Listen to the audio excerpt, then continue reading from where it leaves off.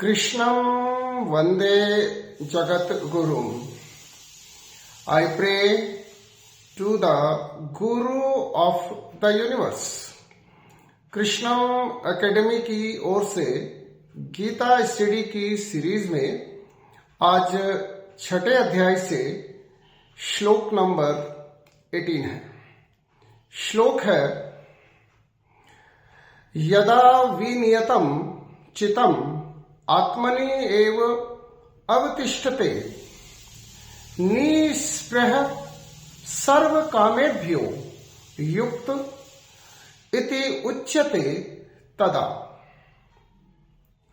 With thorough discipline, they learn to withdraw the mind from the selfish cravings and rivet it on unsurpassable good of the self.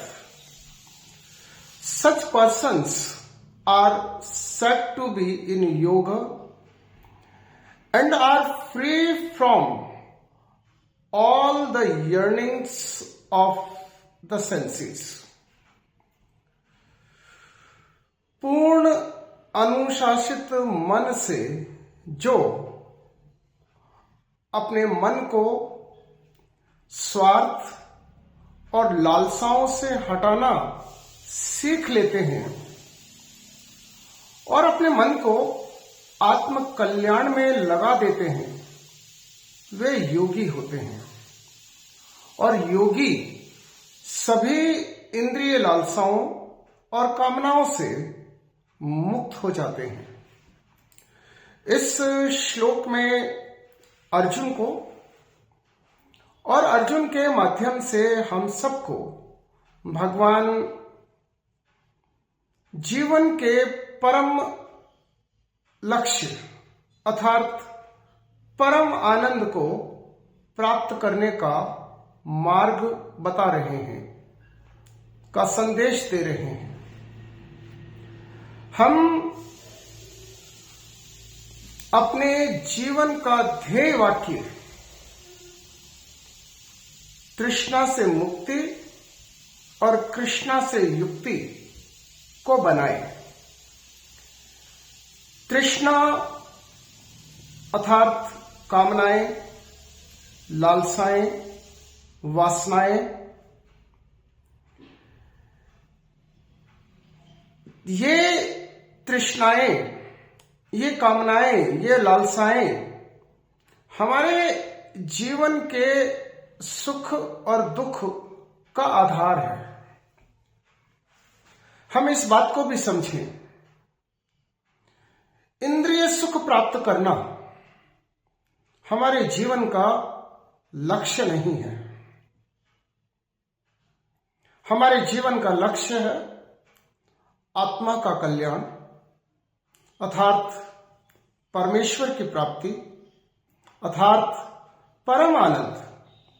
यह हमारे जीवन का लक्ष्य है। सुख और दुख तो हमारे मन की अनुकूलताएं और प्रतिकूलताएं हैं। हम एक बात और समझें कि सुविधाओं से सुख आता हो और द्विधाओं से दुख आता हो, ऐसा नहीं है।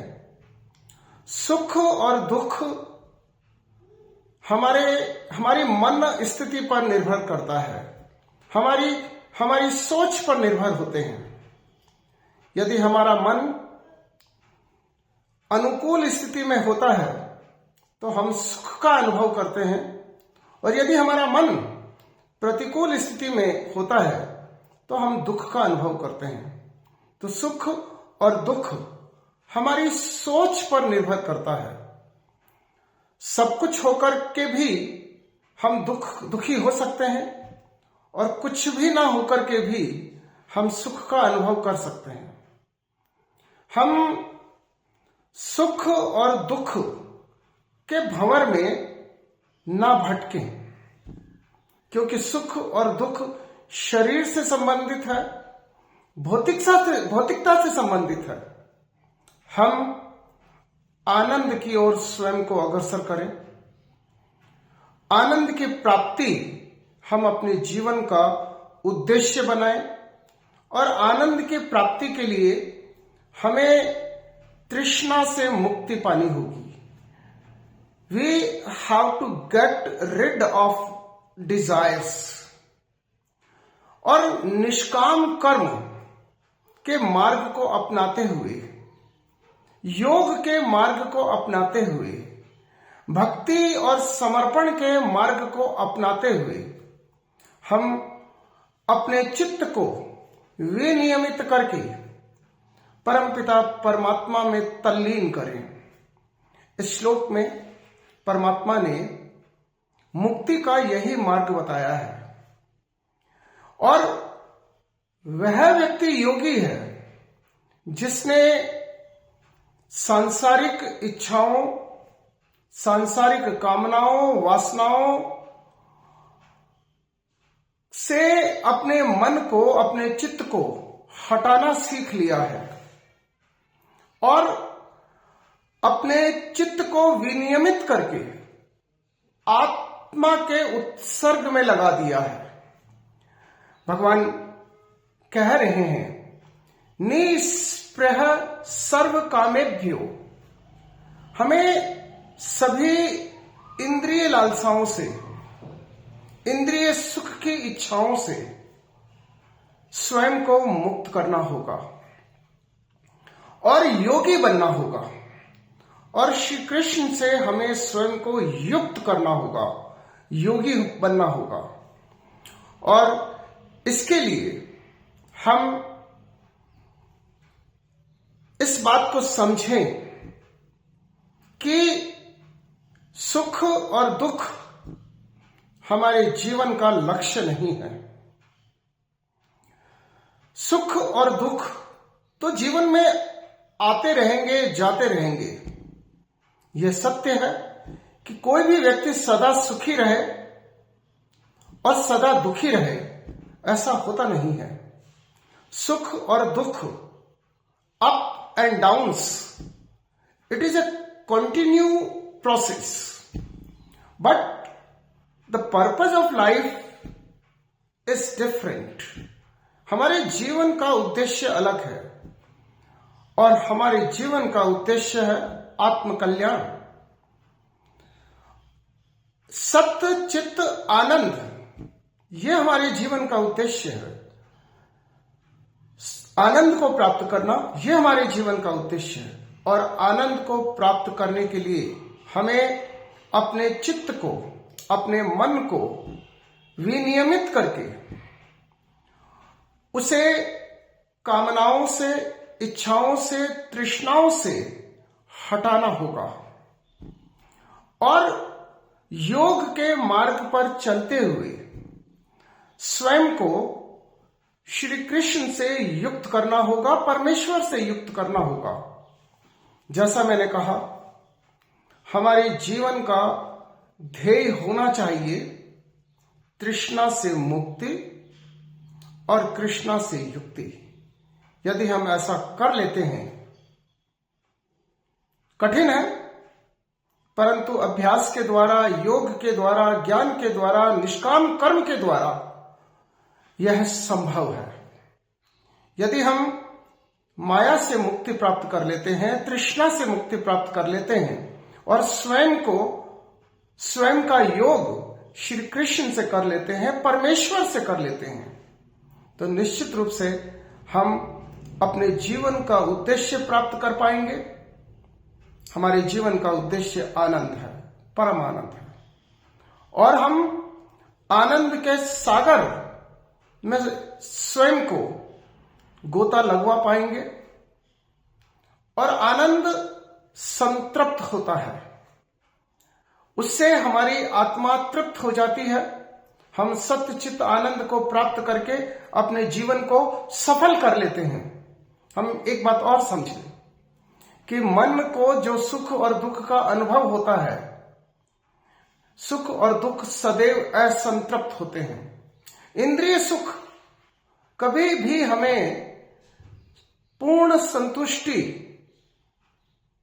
या आनंद नहीं दे सकते हैं, क्योंकि इंद्रिय सुख की विशेषताएं ये होती है कि इंद्रिय सुख सदैव असंतृप्त होते हैं।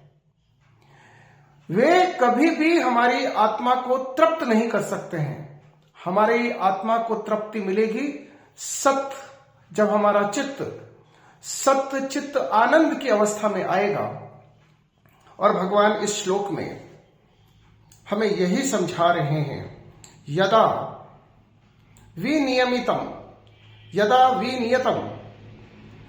चित्त आत्म एव अवतिष्ठते, यानी कि हमारा चित्त अनुशासित होकर यदि आत्म कल्याण के मार्ग में लग जाएगा तो हम योगी बन जाएंगे।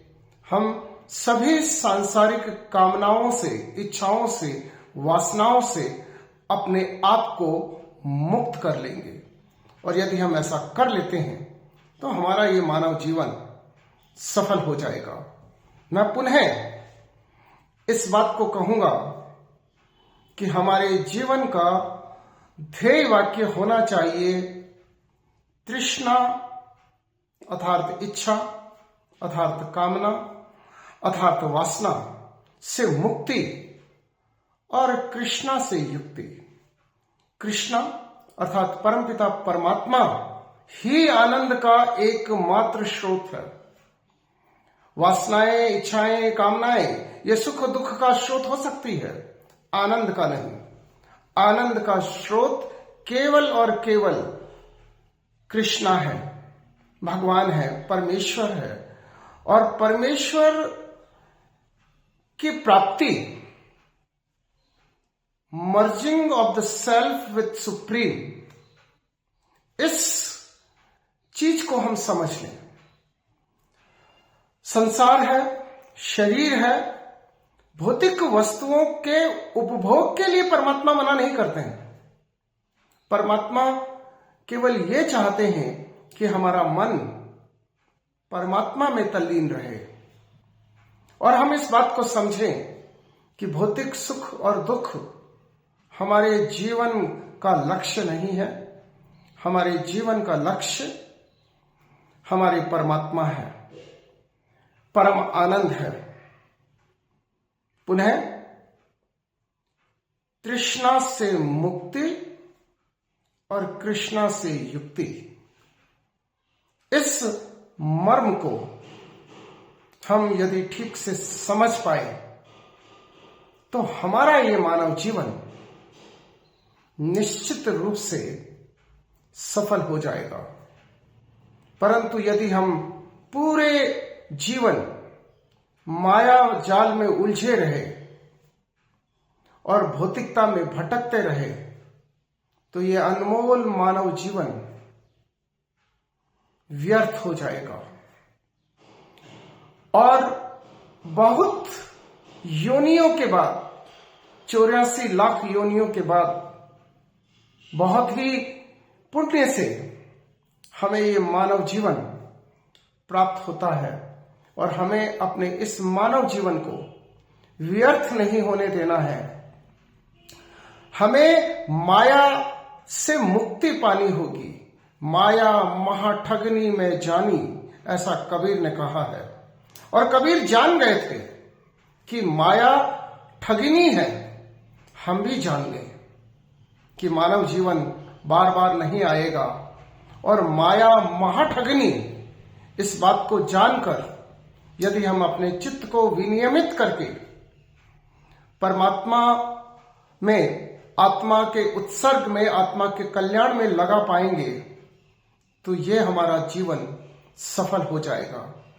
भौतिक प्रगति आप कुछ भी कर लीजिए, आप प्रधानमंत्री बन जाइए, राष्ट्रपति बन जाइए, कलेक्टर बन जाइए, डॉक्टर बन जाइए, इंजीनियर बन जाइए, आप बहुत सारी दौलत प्राप्त कर लीजिए, बहुत सारा नाम और यश प्राप्त कर लीजिए, परंतु यदि आपकी तृष्णा से मुक्ति नहीं हुई और कृष्णा से युक्ति नहीं हुई तो आपका जीवन व्यर्थ हो जाएगा। जय श्री कृष्ण।